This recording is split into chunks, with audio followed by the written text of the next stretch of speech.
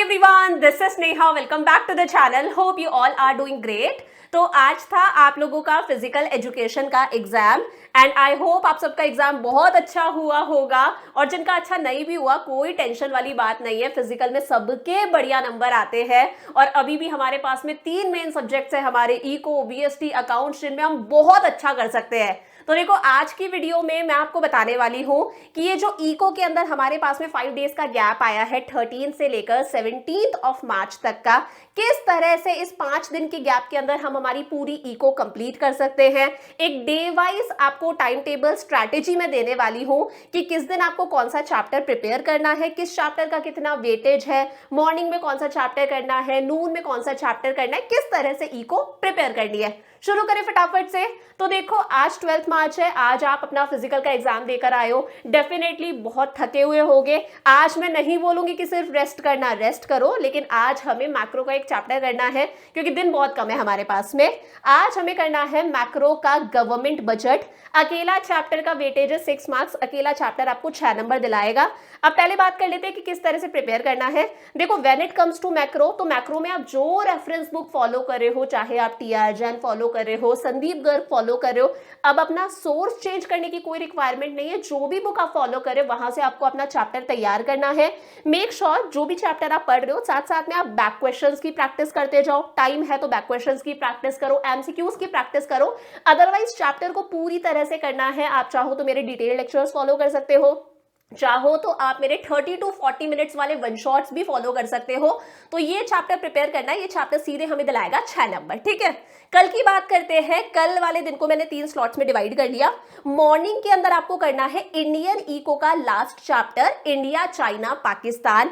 अकेले चैप्टर का वेटेज है 8 मार्क्स। अब देखो, when it comes to Indian eco, किस तरह से पढ़ना है, जो भी रेफरेंस बुक फॉलो कर रहे हो उस रेफरेंस बुक से आपको पूरा चैप्टर पढ़ना है। आप चाहो तो मैंने टीआर जैन से पढ़ाया है, वहां से आप मेरे वन शॉट से प्रिपेयर कर सकते हो। साथ में आपको इंडियन इको के लिए एनसीईआरटी रीड करना मस्ट है, तो एनसीईआरटी के लिए आप मेरी एनसीईआरटी सीरीज भी फॉलो कर सकते हो।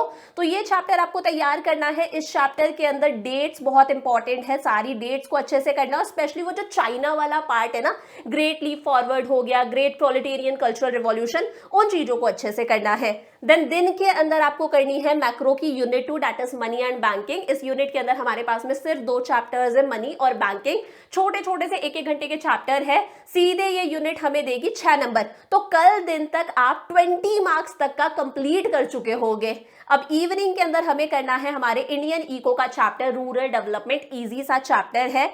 इस चैप्टर का अलग से वेटेज नहीं है। मैक्रो के अंदर, सॉरी, इंडियन के अंदर हमारे जो 4 चैप्टर्स है, rural development, human capital formation, employment, environment, ये चारों चैप्टर्स मिला के इनका वेटेज बनता है 20 मार्क्स का। तो कल तक हमें ये प्रिपेयर करना है। देन 14th को क्या करोगे, मॉर्निंग के अंदर करना है आपको नेशनल इनकम। पूरी यूनिट नेशनल इनकम हमारी 10 नंबर की है। तो इस चैप्टर को मैंने 4 पार्ट्स के अंदर कवर कराया है। चारों वन शॉट्स आप देख लो। उसके बाद में 5th वीडियो और है जिसके अंदर मैंने नेशनल इनकम के एडवांस्ड लेवल के न्यूमेरिकल क्वेश्चंस कराए। वहां से आप न्यूमेरिकल क्वेश्चंस की भी प्रैक्टिस कर सकते हो। तो 10 नंबर की ये यूनिट बहुत अच्छे से प्रिपेयर करनी है, थ्योरी भी करनी है, साथ साथ में तीनों मेथड्स के न्यूमेरिकल क्वेश्चंस की तरीके से प्रैक्टिस करनी है। आपकी रेफरेंस बुक के अंदर बहुत सारे बैक क्वेश्चंस है, वहां से आप प्रैक्टिस कर सकते हो। देन दिन के अंदर कल करना है आपको एम्प्लॉयमेंट चैप्टर। अब देखो, जब आप एम्प्लॉयमेंट चैप्टर करते हो तो बहुत सारे बच्चे बोलते हैं मैम सारे के सारा डेटा हमें याद करना है क्या। मैं बार बार बोल रही हूँ, एम्प्लॉयमेंट चैप्टर का डेटा आपको याद नहीं करना, आपको डेटा को एनालाइज करना आना चाहिए। डेटा आपके क्वेश्चन के अंदर गिवन होगा, आपको डेटा को एनालाइज करना है कि ऐसा हो रहा है तो क्यों हो रहा है। रूरल एरियाज के अंदर वर्कफोर्स का प्रपोर्शन ज्यादा है as compare to urban areas. ये डेटा हमारे पास में गिवन है, हमें उसके पीछे रीजन लिखना है। फीमेल्स जो है वो रूरल एरियाज में ज्यादा काम करती है अर्बन एरियाज के कंपैरिजन में। आपको हर चीज के पीछे रीजन लिखना है। तो यहाँ पर डेटा एनालिसिस वाले क्वेश्चंस आपके एग्जाम में गिवन होंगे। इस तरह के क्वेश्चंस की अच्छे से प्रैक्टिस करनी है। देन इवनिंग में आपको करना है मैक्रो का फॉरेन एक्सचेंज रेट। जब ये चैप्टर आप प्रिपेयर करोगे तो मेक श्योर आप साथ साथ में सारे कर्व्स की तरीके से प्रैक्टिस करो कि अगर यूएस डॉलर की डिमांड इंक्रीज हो रही है तो क्या होगा, डिमांड डिक्रीज हो रही है, सप्लाई इंक्रीज हो रही है तो क्या होगा। इस तरह से सारे कर्व्स की प्रैक्टिस करनी है। करेक्ट हो गया। तो अभी तक हम लगभग 30 मार्क्स से ऊपर 40 मार्क्स तक का कवर कर चुके हैं। देन आपको 15th को मॉर्निंग के अंदर करना है इंडियन का चैप्टर नंबर 1 और 2 एज पर एनसीईआरटी। अब देखो, एनसीईआरटी एनसीईआरटी के हिसाब से ये आपका चैप्टर नंबर 1 और 2 है। और अगर आप मेरी टीआर जैन वाली प्लेलिस्ट फॉलो कर रहे हो तो ये है आपका चैप्टर नंबर 1, 2, 3। चैप्टर नंबर 1 है हमारा एनसीईआरटी का और टीआर जैन का सेम है, Indian economy on the eve of independence. Then chapter number 2 NCERT का है इंडियन इकोनॉमी 1950 से 1990। मेरा है ये चैप्टर नंबर 2 और 3। चैप्टर नंबर 2 है economic system and common goals of 5 year plans, जो एनसीईआरटी का चैप्टर नंबर 2 है। और चैप्टर नंबर 3 है मेरा इंडियन इकोनॉमी 1950 टू 1990, जो भी आपका एनसीईआरटी का चैप्टर नंबर 2 है। तो एनसीईआरटी के हिसाब से चैप्टर नंबर 1 और 2 हो गया, मेरी प्लेलिस्ट के हिसाब से ये हो गया हमारा चैप्टर नंबर 1, 2, 3। करेक्ट हो गया। दिन के अंदर आपको करनी है मैक्रो की यूनिट 3 एडीएएस वाली जो हमारी यूनिट है। अब इस यूनिट के अंदर आपको न्यूमेरिकल क्वेश्चंस की अच्छे से प्रैक्टिस करनी है। यहां से 110% न्यूमेरिकल्स पूछे जाते हैं।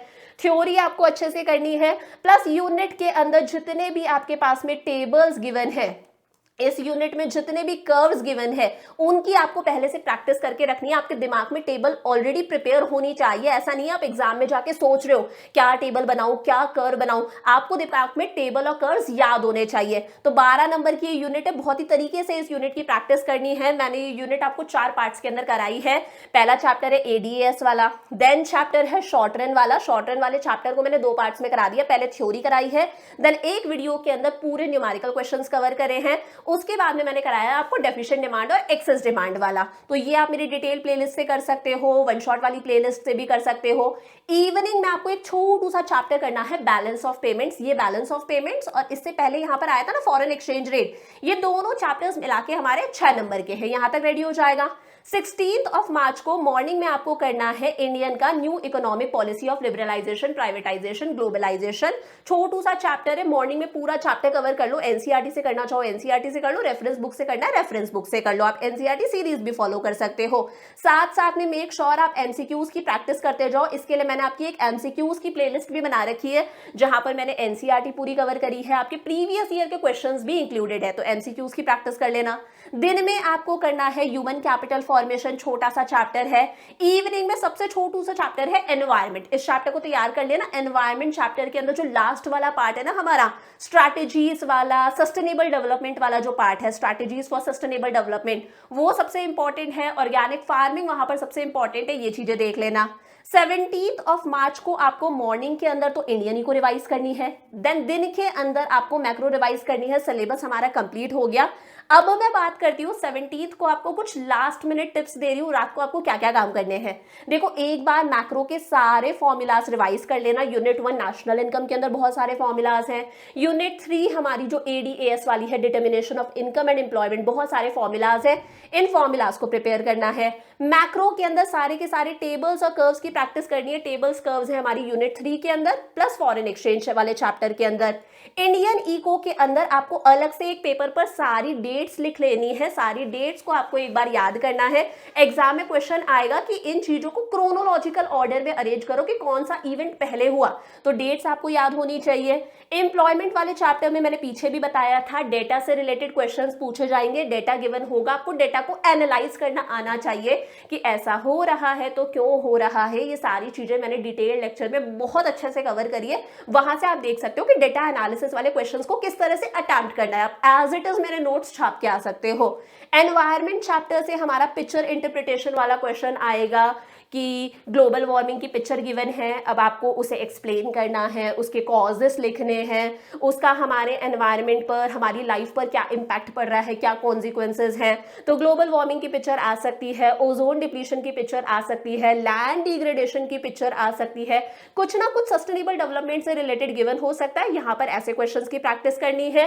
प्लस एट दी एंड आपको सारे इंपॉर्टेंट एमसीक्यूज का एक बार दिमाग में देखना है, किस तरह से इंपॉर्टेंट एमसीक्यूज के हर तरह के इंपॉर्टेंट क्वेश्चन, कि अगर ये क्वेश्चन आ गया तो इसका हमें क्या आंसर लिखकर आना है। आपको बहुत सारे इंपॉर्टेंट क्वेश्चंस मिल जाएंगे मैक्रो इंडियन के। उन क्वेश्चंस की अच्छे से प्रैक्टिस करनी है, लिखने का टाइम नहीं है, सिर्फ दिमाग में प्रैक्टिस करना।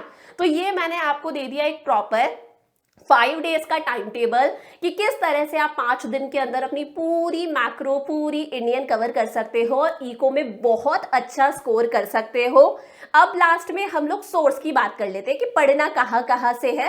देखो, जहां से आप मन करता है वहां से पढ़ो, मैं मेरा बेस्ट बता रही हूँ कि कहाँ से आप पढ़ सकते हो। देखो, अभी आपके पास में टाइम नहीं है कि आप अपने नोट्स खुद बनाने लगो, तो मैंने टेलीग्राम चैनल का नाम है NY classes bye Neha Jangir, ये हमारा टेलीग्राम चैनल है। इस पे मैंने आपके इंडियन इको और मैक्रो के सारे नोट्स अपलोड कर रखे हैं। आप एज इट इज इनका प्रिंट आउट निकालो, इन नोट्स को प्रिपेयर कर लो। आंसर राइटिंग की भी साथ साथ में प्रैक्टिस हो जाएगी कि ये क्वेश्चन आता है तो इस तरह से आपको इसका आंसर लिखकर आना है।